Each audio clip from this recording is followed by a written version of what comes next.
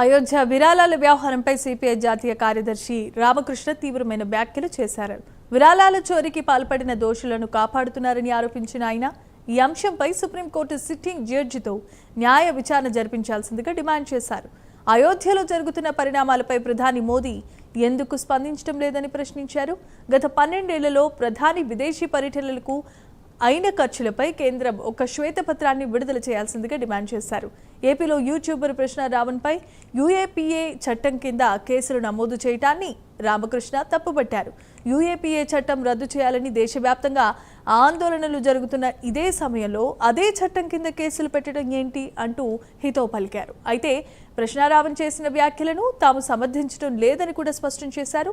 చంద్రబాబు తన స్థాయికి తగిన విధంగా వ్యవహరించడం లేదని విమర్శలు చేశారు రామకృష్ణ. అక్కడ పెద్ద ఎత్తున దొంగతనం జరిగింది. అది ఒక్కరోజు జరిగిన దొంగతనం కాదు. ఈ దొంగలు కొన్ని సంవత్సరాల పాటు అక్కడ దొంగతనాలు చేశారు.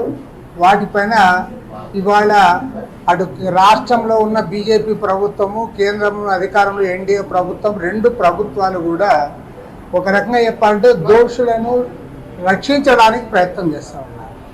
ఎందుకంటే అది మామూలు దోపిడీ కాదు. ఈ దోపిడీ వెలుగులోకి రాకముందు ప్రతిరోజు కూడా ఆ హుండీలో 16 లక్షల రూపాయలు మొదలుకొని 18 లక్షల రూపాయలు ఆదాయం వచ్చింది. కానీ ఇది దోపిడీ వెలుగులోకి వచ్చిన తర్వాత ఇవాళ ప్రతిరోజు కూడా 24 నుండి 26 లక్షల రూపాయలు ఈరోజు హుండీ కలెక్షన్స్ వస్తూ ఉన్నాయి.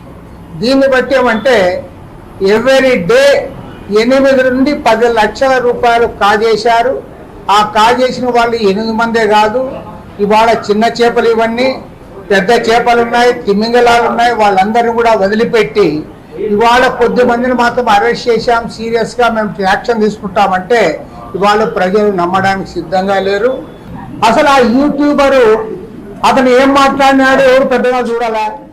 అతను ఒకవేళ నిజంగా చూసిండే ఆయన మీద కేసు పెట్టారు. దానికి మేము ఎవరు కూడా మాట్లాడలే. ఎందుకంటే తప్పు జరిగినప్పుడు కేసు పెట్టాల్సిందే. మీరు కేసు పెట్టారు, కోర్టులో ఆధారపరిచారు, బెయిల్ వచ్చింది.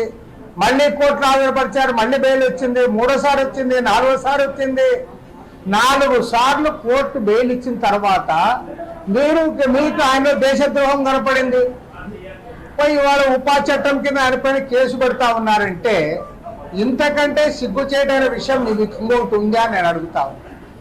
నేను చంద్రబాబు గారిని అడుగుతా ఉన్నా, ఉపా చట్టం ఎవరి మీద పెడతారు, ఎప్పుడు పెడతారు, ఆ సెక్షన్ ఏ రకంగా వర్తిస్తుందో ఇవాళ దేశంలో కొత్తగా వచ్చిన ముఖ్యమంత్రులు అడిగేనా నేర్చుకోండి మీరు. అయోధ్య రామ మందిరంలో అక్కడ పెద్ద ఎత్తున దొంగతనం జరిగింది. అది ఒక్కరోజు జరిగిన దొంగతనం కాదు. ఈ